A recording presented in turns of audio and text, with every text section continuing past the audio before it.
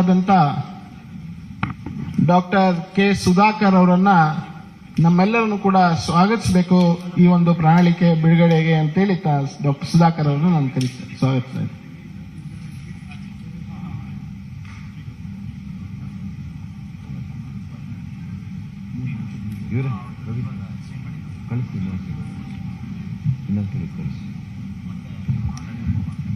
ಎಲ್ಲರಿಗೂ ನಮಸ್ಕಾರ.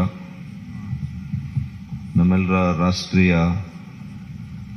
ಭಾರತೀಯ ಜನತಾ ಪಕ್ಷದ ಅಧ್ಯಕ್ಷರು ಸನ್ಮಾನ್ಯ ಶ್ರೀ JP ನಡ್ಡಾಜಿ ಅವರೇ,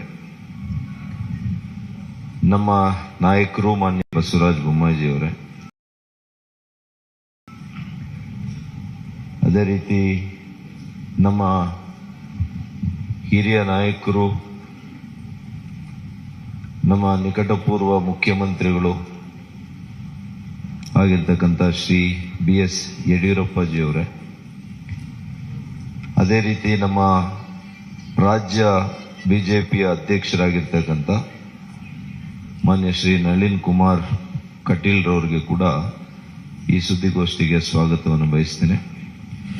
ನಮ್ಮ ಕೇಂದ್ರ ಸಚಿವರು ನಾಯಕರು ಆಗಿರ್ತಕ್ಕಂಥ ಶ್ರೀ ಪ್ರಹ್ಲಾದ್ ಜೋಶಿ ಅವರಿಗೆ ಕೂಡ ಸ್ವಾಗತವನ್ನು ಬಯಸ್ತೇನೆ. ಮಾಜಿ ಕೇಂದ್ರ ಸಚಿವರು, ಮಾಜಿ ಮುಖ್ಯಮಂತ್ರಿಗಳು ಆಗಿರ್ತಕ್ಕಂಥ ಶ್ರೀ DV ಸದಾನಂದ ಗೌಡರವರಿಗೆ ಕೂಡ ಸ್ವಾಗತವನ್ನು ಬಯಸ್ತೇನೆ. ಮಾಜಿ ಸಚಿವರು, ಹಿರಿಯ ನಾಯಕರು ಆಗಿರ್ತಕ್ಕಂಥ ಈಶ್ವರಪ್ಪ, ಹಿರಿಯ ಸಚಿವರು, ಆತ್ಮೀಯರು ಆಗಿರ್ತಕ್ಕಂಥ ಶ್ರೀ R ಅಶೋಕ್ ರವರು, ಮಾನ್ಯ ಕೇಂದ್ರ ಸಚಿವರಾಗಿರ್ತಕ್ಕಂಥ ಶ್ರೀ ಎ ನಾರಾಯಣ ಸ್ವಾಮಿ ಅವರು, ಮಾನ್ಯ ಕೇಂದ್ರ ಸಚಿವರಾಗಿರ್ತಕ್ಕಂಥ ಕುಮಾರಿ ಶೋಭಾ ಕರಂದ್ಲಾಜೆಜಿ ರವರು, ಮಾನ್ಯ ಸಚಿವರಾಗಿರ್ತಕ್ಕಂಥ ಶ್ರೀ B ಶ್ರೀರಾಮುಲು ಅವರು, ಮಾಜಿ ಸಚಿವರು, ಹಿರಿಯ ನಾಯಕರಾಗಿರ್ತಕ್ಕಂಥ ಶ್ರೀ ಅರವಿಂದ್ ಲಿಂಬಾವಳಿ ಅವರು, ವಿಧಾನ ಪರಿಷತ್ನ ಸದಸ್ಯರಾಗಿರ್ತಕ್ಕಂಥ ಶ್ರೀ ಚಲುವಾದಿ ನಾರಾಯಣ ಸ್ವಾಮಿ ಅವರು,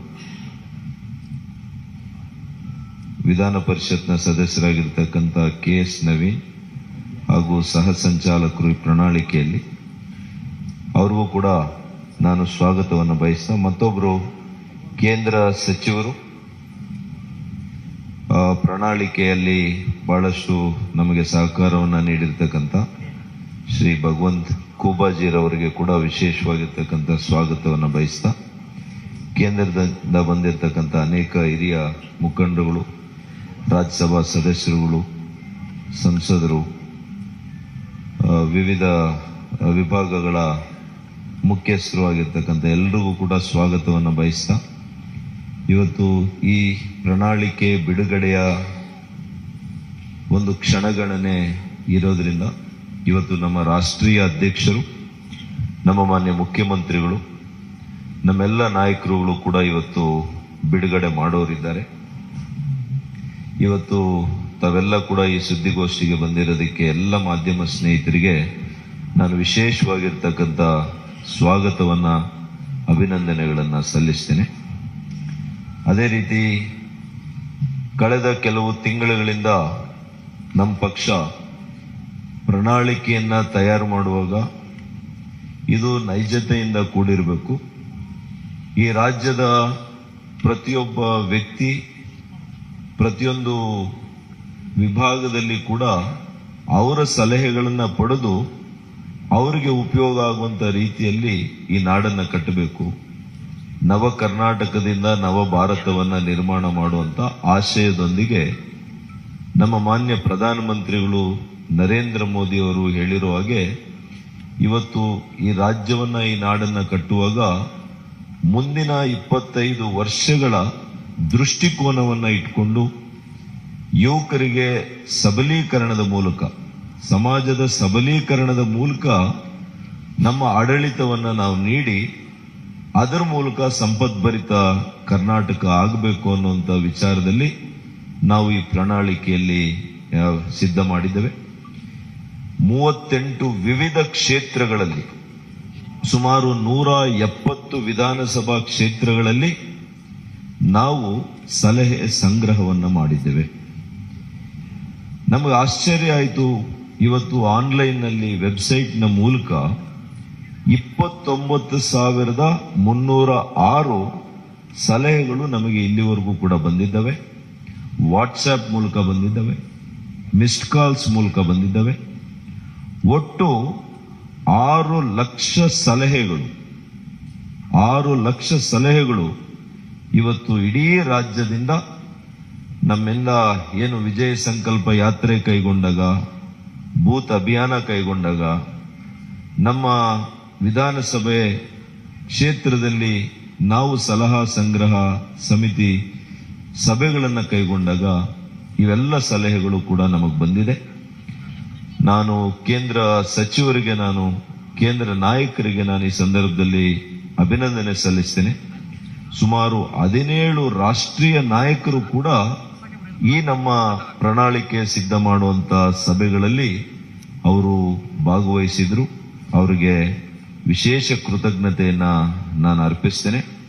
ಅದೇ ರೀತಿ ಆಯಾ ವಿಷಯ ತಜ್ಞರು, ವಿಶೇಷವಾಗಿರ್ತಕ್ಕಂತಹ ಪರಿಣಿತರು, ಇವ್ರ ಕಡೆಯಿಂದ ಕೂಡ ನಾವು ಚರ್ಚೆ ಮಾಡಿ ಸುಮಾರು 900 ಸಲಹೆಗಳು ಅವ್ರ ಕಡೆಯಿಂದ ಕೂಡ ಬಂದಿದ್ದಾವೆ. ಮತ್ತು ಅದರ ಜೊತೆಗೆ 50 ಸೆಕ್ಟೋರಲ್ ಎಕ್ಸ್ಪರ್ಟ್ಸ್ ಅಂತ ಇದ್ರು. ಅವ್ರ ಕಡೆಯಿಂದ ಕೂಡ ನಾವು ಅವರವರ ಕ್ಷೇತ್ರದಲ್ಲಿ ಯಾವ ರೀತಿ ನಮ್ಮ ರಾಜ್ಯಕ್ಕೆ ಒಳಿತಾಗುತ್ತೆ, ಅದು ರೈತರಿಗೆ, ಕೂಲಿ ಕಾರ್ಮಿಕರಿಗೆ, ಬಡವರಿಗೆ, ಇವತ್ತು ಮಕ್ಕಳ ಆರೋಗ್ಯ ವಿಚಾರದಲ್ಲಿ, ಪ್ರತಿಯೊಂದು ಕ್ಷೇತ್ರದಲ್ಲಿ ಕೂಡ ಯಾವ ರೀತಿ ನಾವು ಬದಲಾವಣೆಯನ್ನು ತರಬಹುದು, ಯಾವ ರೀತಿ ಈ ರಾಜ್ಯದ ಪ್ರಗತಿಯನ್ನ ಮತ್ತಷ್ಟು ಉತ್ತುಂಗಕ್ಕೆ ತೆಗೆದುಕೊಂಡು ಹೋಗಬಹುದು ಅನ್ನುವಂಥ ನಿಟ್ಟಿನಲ್ಲಿ ವಿಚಾರ ಮಾಡಿ, ಬೇರೆ ಪಕ್ಷಗಳ ರೀತಿಯಲ್ಲಿ ಸುಳ್ಳು ಭರವಸೆಗಳನ್ನು ಕೊಡದೆ, ಇವತ್ತು ಬಿಜೆಪಿಯ ಭರವಸೆ ಮಾನ್ಯ ನರೇಂದ್ರ ಮೋದಿಯವರು ಕಳೆದ 9 ವರ್ಷಗಳು ನಿರಂತರವಾಗಿ ಏನು ಕಾರ್ಯಕ್ರಮಗಳು ಕೊಟ್ಟಿದ್ದಾರೆ, ಈಗಾಗಲೇ ಈ ಎಲ್ಲ ಕಾರ್ಯಕ್ರಮಗಳು ಜನರ ಮನೆ ಬಳಿಗೆ ಇವತ್ತು ತಲುಪಿದೆ. ಅದೇ ಇವತ್ತು ಜನರು ನಮ್ಮ ಮೇಲಿಟ್ಟಿರ್ತಕ್ಕಂಥ ವಿಶ್ವಾಸ. ಹಾಗಾಗಿ ನಮ್ಮ ಭರವಸೆಯಲ್ಲಿ ಅವರಿಗೆ ವಿಶ್ವಾಸ ಇದೆ. ಬೇರೆ ಪಕ್ಷಗಳು ಈ ರೀತಿಯ ಭರವಸೆಗಳನ್ನ ಬೇರೆ ರಾಜ್ಯಗಳಲ್ಲಿ 13 ರಾಜ್ಯಗಳಲ್ಲಿ ಕೊಟ್ಟಿದ್ದಾರೆ. ಆದರೆ ಆ ಪಕ್ಷಗಳನ್ನ ಆ ರಾಜ್ಯಗಳಲ್ಲಿ ತಿರಸ್ಕಾರ ಮಾಡಿದ್ದಾರೆ. ಯಾಕೆ ಅಂದ್ರೆ ಅವರುಗಳ ಮೇಲಾಗ್ಲಿ, ಅವರ ಭರವಸೆಗಳ ಮೇಲಾಗ್ಲಿ ಯಾವುದೇ ಇವತ್ತು ವಿಶ್ವಾಸ ಜನರಿಗೆ ಈ ದೇಶದಲ್ಲಿಲ್ಲ. ಯಾವ ರಾಜ್ಯಗಳಲ್ಲಿ ಅವರು ಆಡಳಿತಕ್ಕೆ ಬಂದಿದ್ದಾರೆ, ಉದಾಹರಣೆಗೆ ರಾಜಸ್ಥಾನ, ಮಧ್ಯಪ್ರದೇಶ, ಸ್ವಲ್ಪ ದಿನ ಮಹಾರಾಷ್ಟ್ರದಲ್ಲಿ, ಅಲ್ಲಿ ಅವರು ಕೊಟ್ಟಂತ 5 ವರ್ಷಗಳ ಹಿಂದೆ ಕೊಟ್ಟಂತ ಭರವಸೆಗಳಲ್ಲಿ ಒಂದು ಭರವಸೆ ಕೂಡ ಅದು ಈಡೇರಿಸಲಿಕ್ಕೆ ಅವ್ರ ಕೈಲಿ ಆಗಿಲ್ಲ. ಹಾಗಾಗಿ ಅವರು ಜನರ ದಿಕ್ಕನ್ನು ತಪ್ಪಿಸುವಂತ ಕೆಲಸ ಅವರು ಮಾಡಿರೋದ್ರಿಂದ ಇವತ್ತು ಜನರು ಅವರನ್ನ ಯಾರು ಕೂಡ ವಿಶ್ವಾಸಕ್ಕೆ ತೆಗೆದುಕೊಳ್ಳುವಂತ ಪ್ರಶ್ನೆ ಇಲ್ಲ.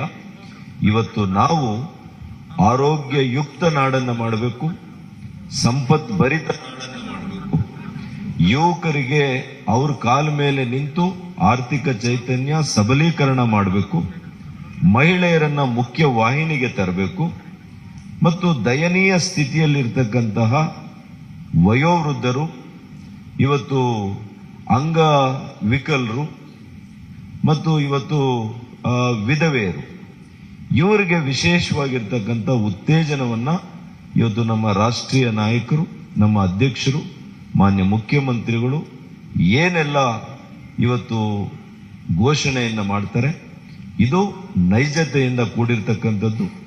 ನಮ್ಮ ಆರ್ಥಿಕ ಸ್ಥಿತಿಗತಿಗಳನ್ನ ಅರ್ತಿರ್ತಕ್ಕಂಥ ಮಾನ್ಯ ಮುಖ್ಯಮಂತ್ರಿಗಳು ಇದನ್ನ ವಿಶೇಷವಾಗಿ ಗಮನವನ್ನು ಇಟ್ಟು ಕಾರ್ಯಕ್ರಮವನ್ನು ರೂಪಿಸಿದ್ದಾರೆ.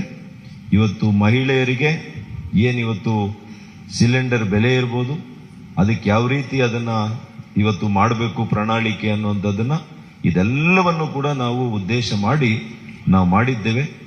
ಈಗ ಕ್ಷಣಗಣೆಯಲ್ಲಿ ತಕ್ಷಣ ನಮ್ಮ ರಾಷ್ಟ್ರೀಯ ಅಧ್ಯಕ್ಷರು ಪ್ರಣಾಳಿಕೆಯ ಮುಖ್ಯ ಅಂಶಗಳನ್ನು ಇವತ್ತು ಘೋಷಣೆ ಮಾಡ್ತಾರೆ. ಮಾನ್ಯ ಮುಖ್ಯಮಂತ್ರಿಗಳು ಘೋಷಣೆ ಮಾಡ್ತಾರೆ.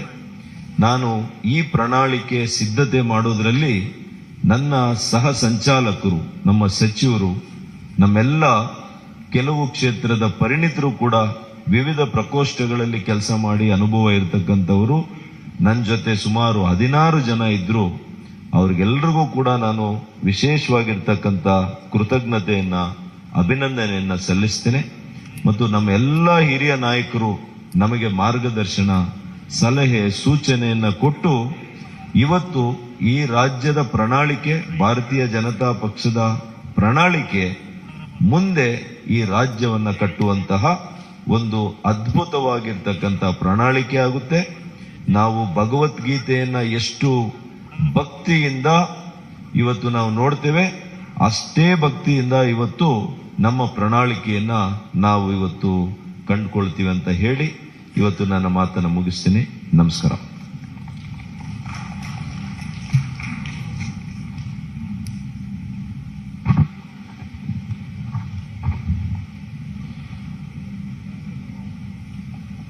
ಈಗ ನಾನು ನಮ್ಮ ರಾಷ್ಟ್ರೀಯ ಅಧ್ಯಕ್ಷರಾದಂಥ ಸನ್ಮಾನ್ಯ ಶ್ರೀ JP ನಡ್ಡಾಜಿ ಅವರನ್ನ ನಮ್ಮ ಪ್ರಜಾ ಪ್ರಣಾಳಿಕೆಯನ್ನ ಬಿಡುಗಡೆಯನ್ನ ಮಾಡಬೇಕು ಮತ್ತು ವೇದಿಕೆ ಮೇಲಿರುವಂಥ ನಮ್ಮ ಎಲ್ಲ ನಾಯಕರುಗಳು ಕೂಡ ತಮ್ಮ ಮುಂದಿರುವಂಥ ಪ್ರಣಾಳಿಕೆಯನ್ನ ಬಿಡುಗಡೆ ಮಾಡಬೇಕು ಅಂತೇಳಿ ನಾನು ಅವರೆಲ್ಲರಲ್ಲಿ ವಿನಂತಿಯನ್ನು ಮಾಡ್ತೀನಿ. I request Honorable National President Shri JP Nadda ji to kindly release the manifesto of Bharatiya Janata Party.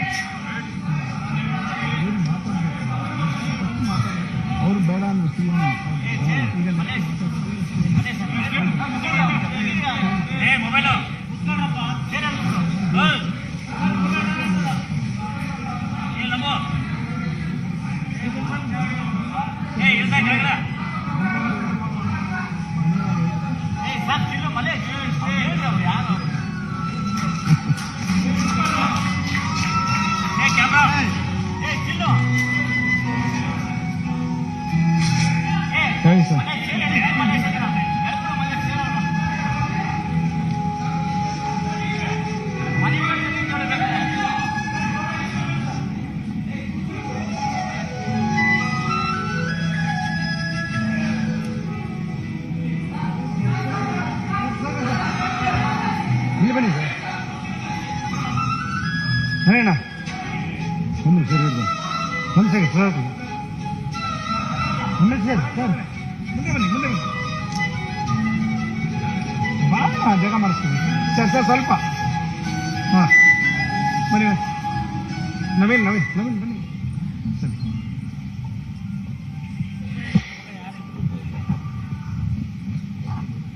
ಪ್ರಣಾಳಿಕೆಯ ಬಿಡುಗಡೆಯನ್ನು ಮಾಡಿದಂಥ ಎಲ್ಲ ನಮ್ಮ ನಾಯಕರಿಗೆ, ಮಾನ್ಯ ರಾಷ್ಟ್ರೀಯ ಅಧ್ಯಕ್ಷರಿಗೆ ಧನ್ಯವಾದಗಳನ್ನು ತಿಳಿಸ್ತಾ, ಈಗ ತಮ್ಮೆಲ್ಲರೂ ಉದ್ದೇಶಿಸಿ ಮಾನ್ಯ ಮುಖ್ಯಮಂತ್ರಿಗಳಾದಂಥ ಶ್ರೀ ಬಸವರಾಜ ಬೊಮ್ಮಾಯಿ ಅವರು ಉದ್ದೇಶಿಸಿ ಮಾತನಾಡಬೇಕು ಅಂತೇಳಿ ವಿನಂತಿಯನ್ನು ಮಾಡ್ತೇನೆ.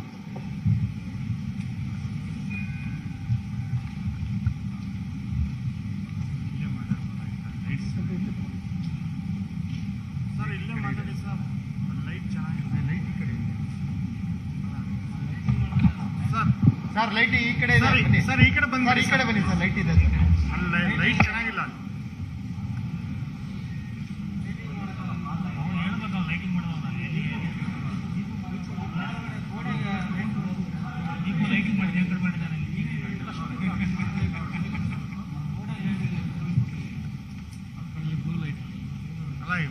ಲೈಟ್ ಆದ್ರೂ ಇದೆಯಲ್ಲ ಅಟ್ಲೀಸ್ಟ್.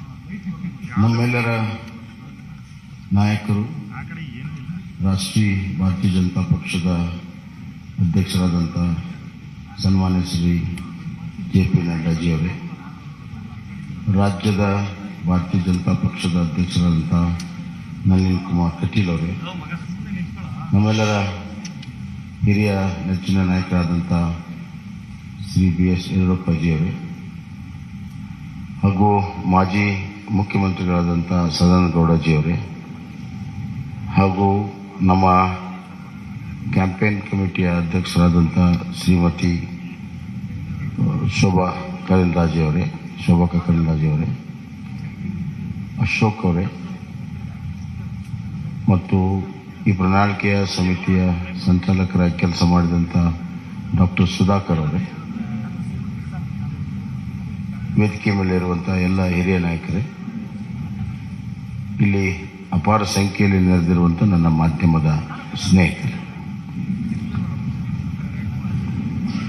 ಭಾರತೀಯ ಜನತಾ ಪಕ್ಷ the party with the difference ಈ ಹಿನ್ನೆಲೆಯಲ್ಲಿ ಇಡೀ ರಾಷ್ಟ್ರದ ಆಡಳಿತ ಚುಕ್ಕಾಣಿ ಹಿಡಿದಿರುವಂಥ ಒಂದು ಪಕ್ಷ, ರಾಜ್ಯದಲ್ಲಿ ಆಡಳಿತ ಮಾಡುತ್ತಿರುವಂಥ ಒಂದು ಪಕ್ಷ,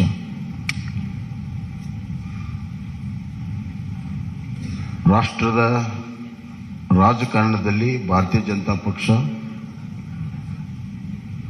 ಬಹಳ ದಿಕ್ಕಸೂಚಿಯ ಪಾತ್ರವನ್ನು ಆಡ್ತಾ ಇದೆ.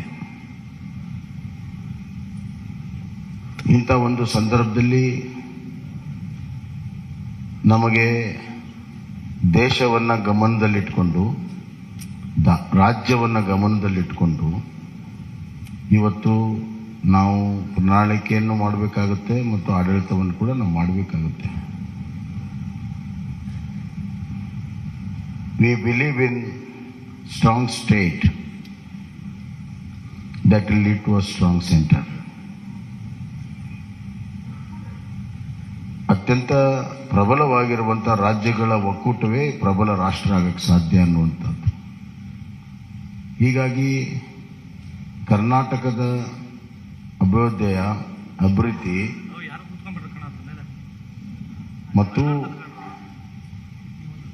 ಕರ್ನಾಟಕದಲ್ಲಿರುವಂಥ ಆಡಳಿತದ ವ್ಯವಸ್ಥೆ, ಸಾಮಾಜಿಕ ವ್ಯವಸ್ಥೆ ರಾಜ್ಯದ ಮೇಲೆ ಅಷ್ಟೇ ಅಲ್ಲ, ರಾಷ್ಟ್ರದ ಮೇಲೂ ಕೂಡ ಪರಿಣಾಮ ಬೀರ್ತವೆ ಅಂತ ನಾನು ಭಾವಿಸಿ ಪ್ರಜಾ ಪ್ರಣಾಳಿಕೆಯನ್ನು ನಾವು ಮಾಡಿದ್ದೇವೆ. ಪ್ರಜಾ ಪ್ರಣಾಳಿಕೆ ಅಂದರೆ ಪೀಪಲ್ಸ್ ಮ್ಯಾನಿಫೆಸ್ಟೋ. ಇದು ಒಂದು ರೀತಿಯಲ್ಲಿ ನಮ್ಮ ಡಾಕ್ಟರ್ ಸುಧಾಕರ್ ಅವರ ನೇತೃತ್ವದಲ್ಲಿ ಒಂದು ಒಳ್ಳೆಯ ತಂಡ ಕಳೆದ 3 ತಿಂಗಳಿಂದ ಬೇರೆ ಬೇರೆ ಹಂತದಲ್ಲಿ ಸಾಮಾನ್ಯ ಜನರಿಂದ ಹಿಡಿದು ಪರಿಣಿತರವರೆಗೂ ಎಲ್ಲರ ಅಭಿಪ್ರಾಯವನ್ನು ಪಡ್ಕೊಂಡು ಆನ್ಲೈನ್ ಲಕ್ಷಾಂತರ ಜನರಿಗೆ ಅಭಿಪ್ರಾಯ ಕೊಡೋದಕ್ಕೆ ಅವಕಾಶಗಳನ್ನು ಮಾಡಿಕೊಟ್ಟು ಜನರ ಭಾವನೆ, ಜನರ ಧ್ವನಿ ಇದರಲ್ಲಿ ಅಳವಡಿಸಿ ಇದು ನಿಜವಾಗ್ಲೂ ಕೂಡ ಪ್ರಜಾ ಪ್ರಣಾಳಿಕೆಯಾಗಿ ಹೊರಹೊಮ್ಮಿದೆ ಅಂತ ನಾನು ಭಾವಿಸಿದ್ದೇನೆ. ಒಂದು ಪ್ರಣಾಳಿಕೆ ಇದೊಂದು ರಾಜ್ಯ ಸರ್ಕಾರಕ್ಕೆ ಮುಂದೆ ನಡೆಯುವಂಥ ದಾರಿ ಮತ್ತು ದಿಕ್ಕನ್ನು ತೋರಿಸುವಂಥದ್ದು. ಈ ಮಧ್ಯೆ ಹಲವಾರು ಪ್ರಮುಖ ಘಟನೆಗಳು ನಡೆದಾಗ ಅದರ ತಕ್ಕ ಹಾಗೆ ಆಡಳಿತವನ್ನು ಕೂಡ ನಾವು ಮಾಡಬೇಕಾಗ್ತದೆ. ಉದಾಹರಣೆಗೆ ಕಳೆದ ಬಾರಿ 2018ರ ಚುನಾವಣೆ ಪೂರ್ವದ ಪ್ರಣಾಳಿಕೆಯ ಸಂದರ್ಭದಲ್ಲಿ ಯಾರು ಕೂಡ ಕೋವಿಡ್ ಅನ್ನು ನಿರೀಕ್ಷೆ ಮಾಡಿರಲಿಲ್ಲ. ಸುಮಾರು 2 ವರ್ಷ ಕೋವಿಡ್ನ ನಿರ್ವಹಣೆ, ಆರ್ಥಿಕ ಕುಸಿತ,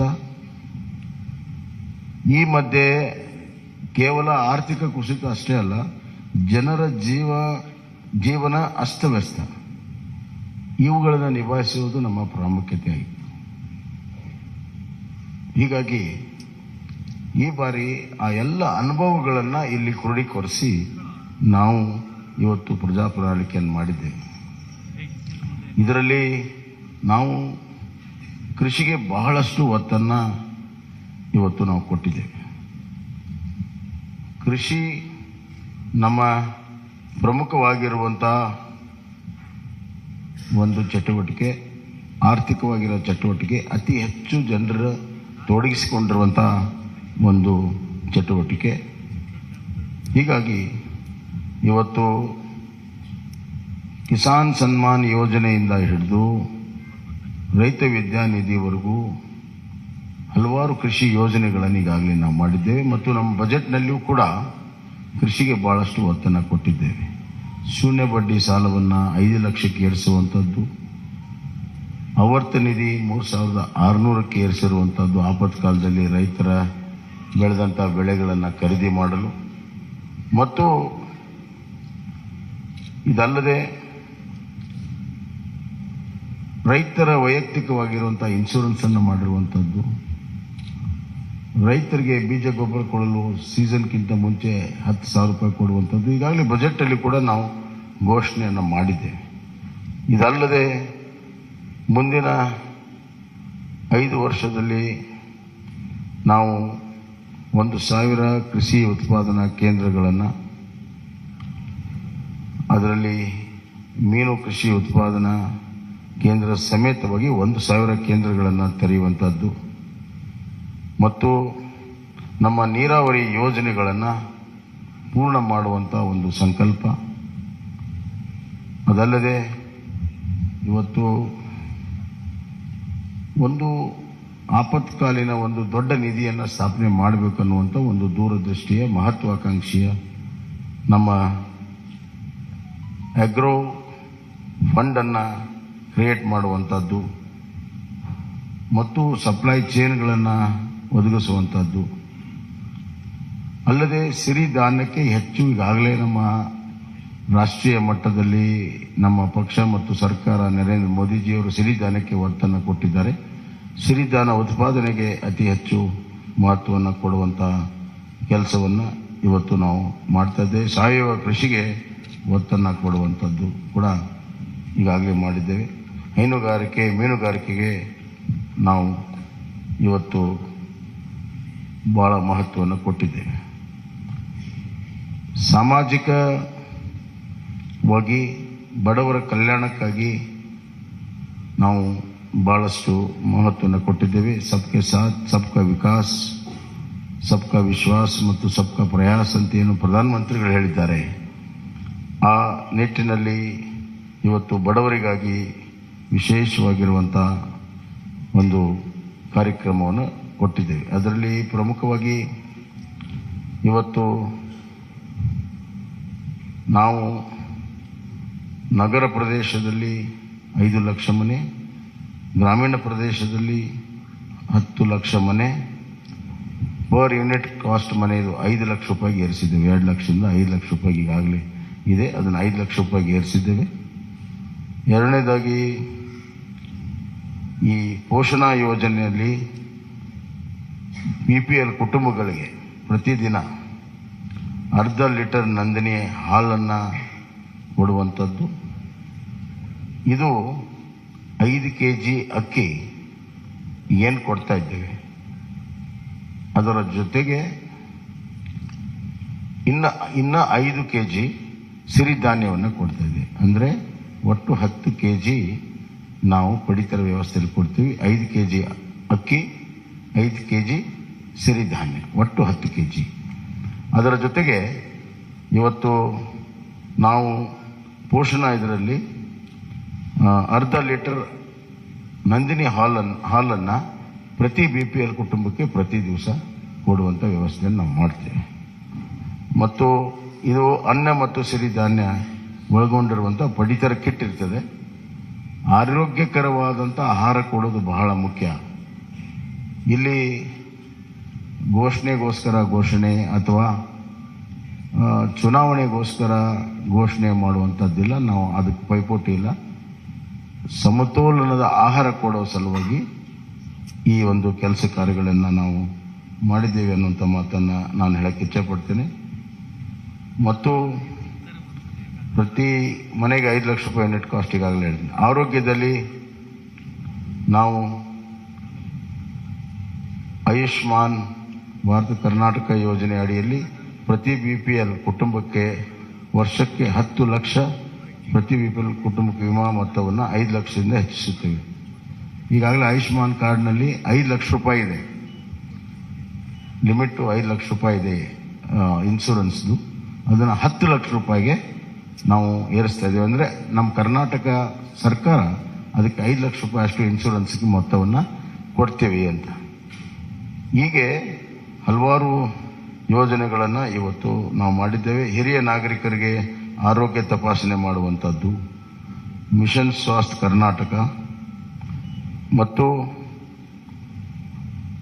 ಎಲ್ಲ ತಾಲೂಕುಗಳಲ್ಲಿ ಕಿಮೋಥೆರಪಿ ಡಯಾಲಿಸಿಸ್ ಸೇವೆ ಸಿಗುವಂಥದ್ದು ಈಗೆಲ್ಲ ತಾಲೂಕಿನಲ್ಲಿಲ್ಲ. ಬರುವಂಥ ದಿನಗಳಲ್ಲಿ ಕಿಮೋಥೆರಪಿ ಮತ್ತು ಡಯಾಲಿಸಿಸ್ ಮಾಡುವಂಥದ್ದು. ಶಿಕ್ಷಣಕ್ಕೆ ಬಹಳಷ್ಟು ಒತ್ತನ್ನು ನಾವು ಕೊಟ್ಟಿದ್ದೇವೆ. NEP ಈಗಾಗಲೇ ಕರ್ನಾಟಕ ಮೊದಲನೇ ರಾಜ್ಯ ಇದೆ ಅದನ್ನು ಅಳವಡಿಸಿರುವಂಥದ್ದು. NEP ಇದರಲ್ಲಿ ನಾವು ಶಿಕ್ಷಣಕ್ಕೆ GSDPಯ 6% ನಮ್ಮ ಅನುದಾನ ಬರುವಂಥ ದಿನಗಳಲ್ಲಿ ಇರ್ತದೆ ಅನ್ನುವಂಥ ಮಾತನ್ನು ಈ ಸಂದರ್ಭದಲ್ಲಿ ಹೇಳಕ್ಕೆ ಇಚ್ಛೆಪಡ್ತೇನೆ. ಎಲ್ಲ ವಿವರಗಳು ಇಲ್ಲಿ ಪ್ರಕಟವಾಗಿದ್ದಾವೆ, ಎಲ್ಲವನ್ನು ನಾನೇ ಹೇಳಬೇಕಂತಿಲ್ಲ. ಆದರೆ ಇದು ಜನರಿಂದ ಜನರಿಗೋಸ್ಕರ ಜನಪರವಾಗಿರುವಂಥ ಪ್ರಜಾ ಪ್ರಣಾಳಿಕೆಯನ್ನು ನಾವು ಮಾಡಿದ್ದೇವೆ. ಬರುವಂಥ ದಿನಗಳಲ್ಲಿ ಕಲ್ಯಾಣ ಕರ್ನಾಟಕ ಆಗಬೇಕಾದ್ರೆ ಒಂದು ಕುಟುಂಬ ಶಿಕ್ಷಣ, ಆರೋಗ್ಯ, ಉದ್ಯೋಗ, ಸಂತೋಷವಾಗಿರುವಂಥ ಗಮನದಲ್ಲಿಟ್ಟುಕೊಂಡು ಹಲವಾರು ಯೋಜನೆಗಳನ್ನು ಮಾಡಿದ್ದೇವೆ. ಇದರ ಜೊತೆಗೆ ಆರ್ಥಿಕವಾಗಿ ಎಕನಾಮಿಕಲಿ ಕರ್ನಾಟಕವನ್ನು ಒಂದು ವೈಬ್ರೆಂಟ್ ಸ್ಟೇಟ್ ಮಾಡಬೇಕನ್ನುವಂಥದ್ದು ಕೂಡ ನಾವು ತೀರ್ಮಾನ ಮಾಡಿದ್ದೇವೆ. ಪ್ರಧಾನಮಂತ್ರಿಗಳ $1 ಟ್ರಿಲಿಯನ್ಗೆ $5 ಟ್ರಿಲಿಯನ್ $1 ಟ್ರಿಲಿಯನ್ ಕಾಂಟ್ರಿಬ್ಯೂಷನ್ ಕರ್ನಾಟಕ ಮಾಡಬೇಕನ್ನುವಂಥ ಗುರಿಯಿಂದ ಅದರಲ್ಲಿ ಇಂಡಸ್ಟ್ರಿಯಲೈಸೇಷನ್ನು ಮತ್ತು IT, BT ಎಲ್ಲ ಸೆಕ್ಟರಲ್ಲೂ ಕೂಡ ನಾವು ಹೆಚ್ಚಿನ ಒಂದು ಪ್ರೋತ್ಸಾಹ ಕೊಡುವಂಥದ್ದು ಕೂಡ ನಾವು ಮಾಡಿದ್ದೇವೆ. So economical infrastructure, social infrastructure and taking care of the vulnerable section, SC, ST, poor people, woman, youth, ಹೀಗೆ. And ultimately the farmer is a very important factor in this growth engine. 1% growth in agriculture leads to 4% growth in manufacturing and 10% in service sector. We believe in it and we have worked out this.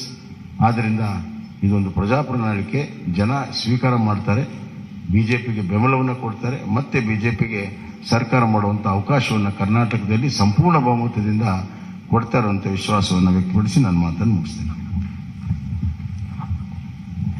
ಸನ್ಮಾನ್ಯ ಮುಖ್ಯಮಂತ್ರಿಗೆ ಧನ್ಯವಾದಗಳನ್ನು ಹೇಳ್ತಾ ಈಗ ನಮ್ಮೆಲ್ಲರೂ ಉದ್ದೇಶಿಸಿ ಸನ್ಮಾನ್ಯ DS ಯಡಿಯೂರಪ್ಪಾಜಿ ಅವರು ನಮ್ಮೆಲ್ಲರೂ ಉದ್ದೇಶಿಸಿ ಮಾತನಾಡಬೇಕು ಅಂತ ನಾವು ವಿನಂತಿ. ಅವರೇ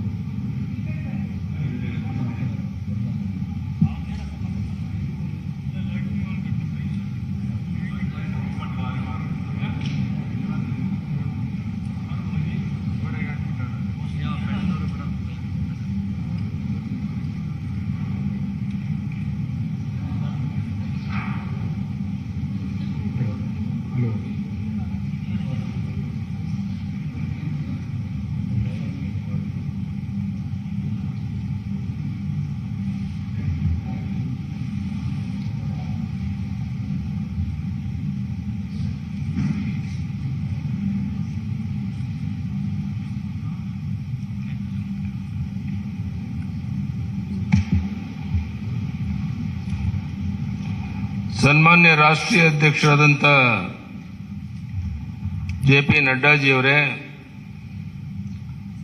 ಮಾನ್ಯ ನಳಿನ್ ಕುಮಾರ್ ಕಟೀಲ್ ಅವರೇ, ಪ್ರಹ್ಲಾದ್ ಜೋಶಿ ಅವರೇ, ಆರ್ ಅಶೋಕ್ ಅವರೇ, ಮಾನ್ಯ ಸುಧಾಕರ್ ಅವರೇ, ಶೋಭಾ ಕರಂದ್ಲಾಜೆ ಅವರೇ, ಅರವಿಂದ್ ಲಿಂಬಾವಣಿ ಅವರೇ, ಭಗವಂತ್ ಕೋಬಾ ಅವರೇ, ಚೆಲುವಾದಿ ನಾರಾಯಣ ಸ್ವಾಮಿ ಅವರೇ,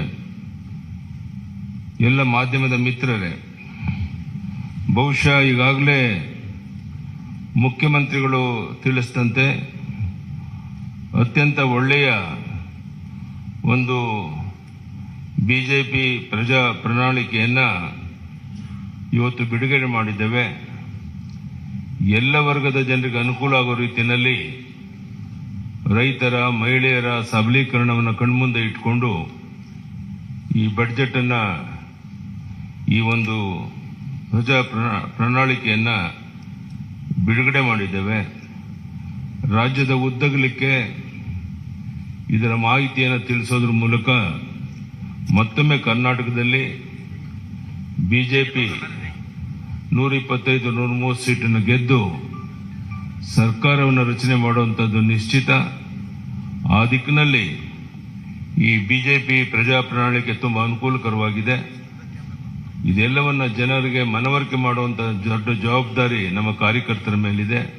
ಅದನ್ನು ಮಾಡಿ ಈ ಬಾರಿ ದೊಡ್ಡ ಒಂದು ಅಂತರದಲ್ಲಿ ನಾವು ಬಿಜೆಪಿಯನ್ನು ಗೆಲ್ಲಿಸಿ, ನಾನು ಹೇಳ್ತಾ ಇರ್ತೇನೆ ಯಾವಾಗಲೂ, ಸೂರ್ಯಚಂದ್ರ ಇರೋದೆಷ್ಟು ಸತ್ಯನೋ ಅಷ್ಟೇ ಸತ್ಯ. ಬಿಜೆಪಿ ಮತ್ತೊಮ್ಮೆ ಕರ್ನಾಟಕದಲ್ಲಿ 125-130 ಸೀಟನ್ನು ಗೆದ್ದು ಅಧಿಕಾರಕ್ಕೆ ಬರುವಂತದ್ದು ನಿಶ್ಚಿತ. ಅದಕ್ಕೆ ಪೂರಕವಾದಂತಹ ಬಿಜೆಪಿ ಪ್ರಜಾ ಪ್ರಣಾಳಿಕೆಯನ್ನ ಜನ ಸ್ವಾಗತ ಮಾಡ್ತಾರೆ. ಎಲ್ಲ ವರ್ಗದ ಜನರ ಕಣ್ಮುಂದೆ ಇಟ್ಕೊಂಡು ಈ ಪ್ರಣಾಳಿಕೆಯನ್ನ ಬಿಡುಗಡೆ ಮಾಡಿದ್ದೇವೆ. ಇದನ್ನ ಜನ ಸ್ವೀಕಾರ ಮಾಡ್ತಾರೆ ಅಂತ ಹೇಳೋ ವಿಶ್ವಾಸ ನನಗಿದೆ.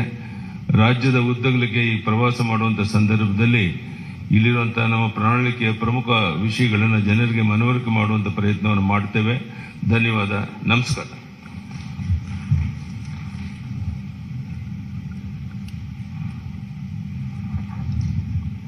ನಮ್ಮೆಲ್ಲರನ್ನ ಉದ್ದೇಶಿಸಿ ಮಾತನಾಡಿದಂಥ ಶ್ರೀ BS ಯಡಿಯೂರಪ್ಪಜಿ ಅವರಿಗೆ ವಂದನೆಗಳನ್ನು ತಿಳಿಸ್ತಾ, ಈಗ ನಮ್ಮೆಲ್ಲರನ್ನ ಉದ್ದೇಶಿಸಿ ನಮ್ಮ ಭಾರತೀಯ ಜನತಾ ಪಾರ್ಟಿಯ ರಾಷ್ಟ್ರೀಯ ಅಧ್ಯಕ್ಷರು, ನಮ್ಮೆಲ್ಲರ ನಾಯಕರು ಆದಂಥ ಸನ್ಮಾನ್ಯ ಶ್ರೀ ಜಗತ್ ಪ್ರಕಾಶ್ ನಡ್ಡಾಜಿ ಅವರು ತಮ್ಮನ್ನು ಉದ್ದೇಶಿಸಿ ಮಾತನಾಡಬೇಕು ಅಂತೇಳಿ ನಾನು ಅವರಿಗೆ ವಿನಂತಿಯನ್ನು ಮಾಡ್ತೀನಿ. I now humbly request our beloved national president Shri Jagat Prakash Nadda ji to kindly address the media on the release of our Praja Pranalike.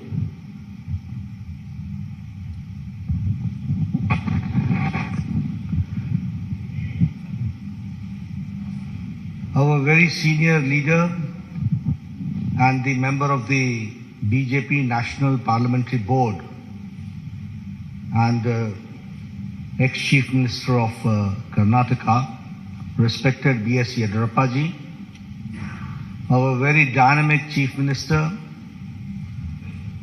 who is leading the state, Shri Basavaraj Bommai ji, our very active and people and workers friendly President Shri Nalin Katil ji, our Minister in the central government and my colleague in the Lok Sabha, Shri Prahlad Joshi ji, my senior colleague, ex-Chief Minister and an ex-Minister in the Government of India, Shri Sadanand Gowda ji, Minister in the Government of India and the Chairman of the Campaign Committee, Kumari Shobha Karandlaje ji, Shri Ashwat Narayan Swami ji, Shri Bhagwat Kuba ji, Shri K. Sudhakar ji, Arvind Limbawali ji, Narayan Swami ji, K.S. Naveen ji, senior members on the dais, and the friends from the media, print media and electronic media. It is indeed a matter of great opportunity for me. A few minutes back, I got the opportunity to release the manifesto of the Bharatiya Janata Party for the ensuing elections in Karnataka. First of all, as my colleague Sudhakarji said, that this manifesto has not been formulated, drafted, or the content has not been created in any air-conditioned room. A due exercise has been done, and after a great amount of toil and perseverance by our workers who visited every nook and corner of the state, got the suggestions, and connected to the thousands of households that this content has been created, which is in the form of this manifesto. Here I would also like to remind you that when Yediyurappa ji took over and later on Mr. Bommai continued, and when the baton was handed over to him, I can say that the Bharatiya Janata Party government converted the calamity into an opportunity. The pandemic of COVID-19, the floods, all that was converted into an opportunity. And if I speak in Hindi, I'll say, आपदा को अवसर में बदलने का काम येडियुरप्पा जी और बोम्मई जी ने किया. And because of that, we can say that now Karnataka is reaching a 1 trillion economy that we have to understand. One thing more I would like to say here is about the 6 years of the Indian National Congress misrule, where the good work done by Bharatiya Janata Party was a great setback because of the reverse gear government of Siddaramaiah, which ruled the state. We should also remember that during Siddaramaiah's regime, it was the looting of the natural resources, it was letting the criminal and antisocial elements run amok, and appeasing a certain section of the society only to consolidate their vote bank and playing the politics of vote bank. When I talk about the reverse gear government, we remember 2014 to 2019, where all the good policies of Prime Minister Modi's government was brought to halt in Karnataka. And that was a black day when the Karnataka saw. Here I would like to explain in detail also, because you will say that I am giving a very passing sweeping statement. But it is not a passing sweeping statement. I would like to give you and quantify my contention which I am saying. And when I say so, I will say tab or ab. Then and now, we have to understand the difference. And utilizing the opportunity, I would like to make it very clear that when Prime Minister Modi had asked about the Pradhan Mantri Kisan Samman Nidhi, where the people of Karnataka were to get the benefit of it, the Siddaramaiah government sent the names, and the number of the names of the Kisan and the farmer was on record 17. This is called halting the development. This is called using the brakes and becoming an obstacle between the people and the government of India for the good policies which is being pursued by Prime Minister Modi. And here I would like to also suggest you that now, when Yediyurappa ji came to the power, and later on the baton was handed over to Mr. Bommai, 15,000 crores have been spent for 54 lakh farmers, where 6,000 is being given in Pradhan Mantri Kisan Samman Nidhi, and 4,000 is given as a top-up by Bommai government, by Yediyurappa government, and 10,000 rupees is given to 54 lakh farmers of Karnataka. This is a classic example of double engine government. If I talk about Yashasvi scheme, which was started by my very senior leader, whom we are very proud of, Mr. Yediyurappa, that Yashasvi scheme was scrapped by Congress party. And in 2018, the insurance scheme was scrapped, and it was only revived by the Bharatiya Janata Party government, and it ensured a registration of 32 lakh farmers. So we have to understand what do we mean by double engine. If we have got double engine, there is a trouble engine. We are there for development, they are for the reverse gear. We are there to give the pace to the development, they are there to put brakes to the development. That we have to understand. If I talk about the Bhagya Lakshmi Yojana, it was for a secure future of the girl child, and giving 3,000 rupees annual fixed deposit in their name. Almost 3 lakh beneficiaries, women were there, 3 lakh children were there. And when the Congress government came, that is the Siddaramaia's most anti-people government came, then the Bhagya Lakshmi scheme was reduced to 65,000. And when again Yediyurappa ji came to power and Bommai ji came to power, now I am happy to share with you that almost 3 lakh children are insured under Bhagya Lakshmi Yojana. This change has taken place. If I talk about foreign direct investment, I am happy to share with you. When I say that it's a 1 trillion economy Karnataka is reaching, I would also like to share that Karnataka is now, under the leadership of Yediyurappa ji and Bommai ji, is now where the foreign direct investment is, Karnataka is number 1 in foreign direct investment.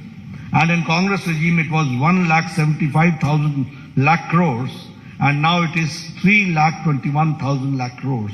That we have to understand.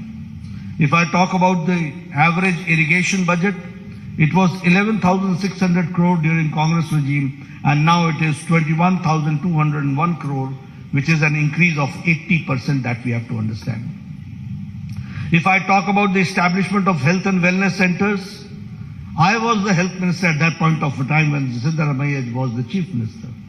And with a lot of push by the government of India and by the support of government of India, the Congress regime could only open 548 health and wellness centers were operationalized.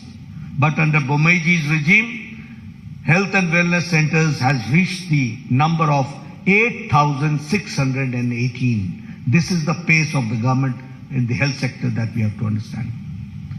During Congress regime, there was a breakdown of law and order, and the PFI was given a free hand to terrorize people, and you will be astonished to know that Bengaluru became the second most unsafe city for women in India, and that was the time when Mr. Siddaramaiah withdrew 175 criminal cases against PFI, Popular Front of India. But when BJP came, PFI was banned, NIA was given a free hand, and 41,000 security cameras were installed across the city, enhancing women's safety. I'm giving you the statistics, the data, which says that how we are working and how we want to bring the change.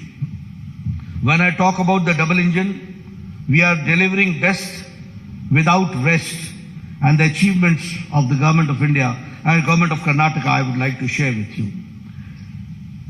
Bommai ji started this Rayata Vidya Yojana, and 725 crore worth scholarship of 11 lakh children were given to farmers' sons, landless, to the farmers, to the landless, to the laborers, to the weavers, to the fishermen, to the cab drivers, to the auto rickshaw drivers, under the scheme of Vidya Nidhi scheme, which is Vidya Nidhi Yojana. If I talk about the development, as Mr. Bommai had talked about, that the farmers are getting 10,000 per year, in which 15,000 crores is being directly transferred to the Kisan, 6,000 from the government of India, 4,000 from the government of Karnataka, which comes to 10,000 rupees per year. That we have to understand.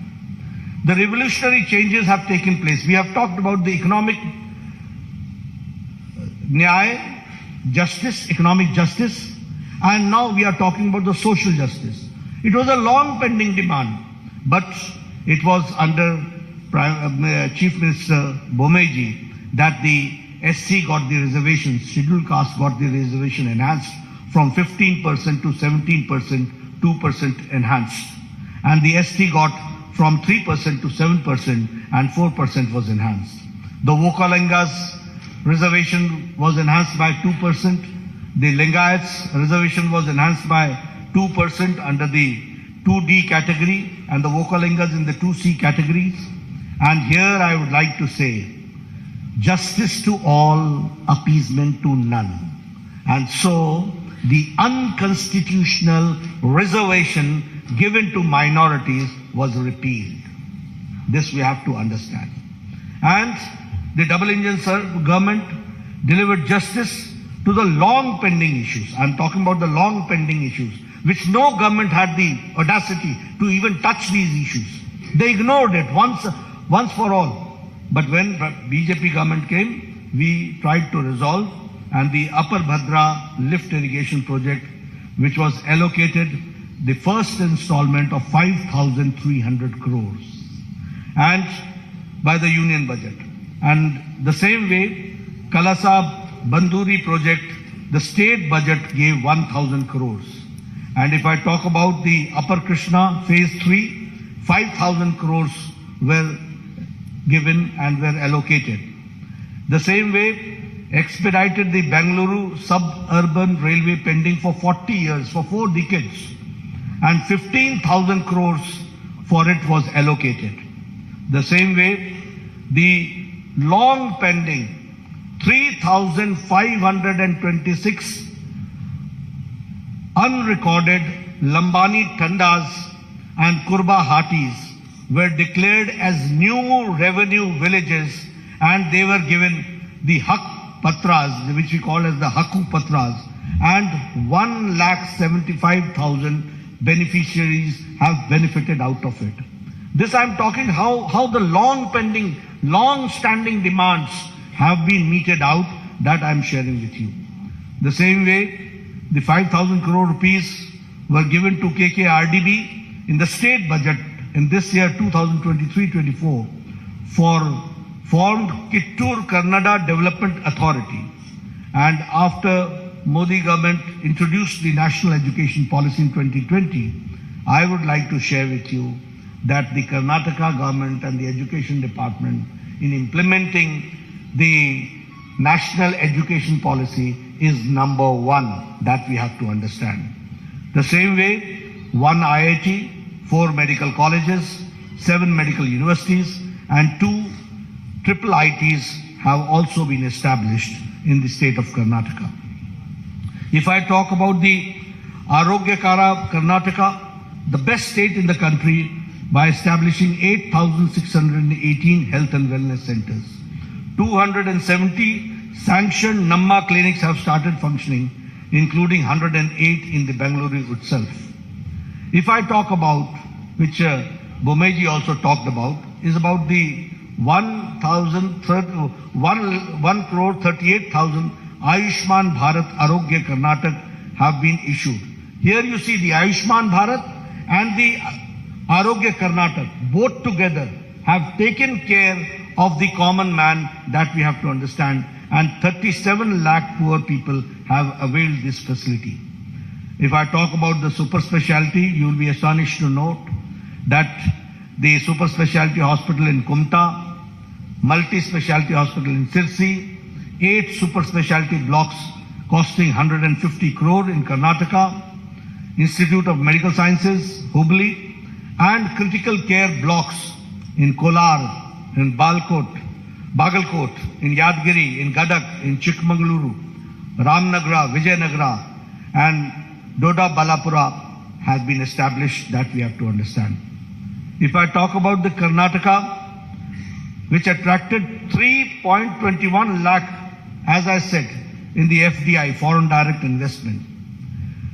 I would like to share with you how things work and how governments work.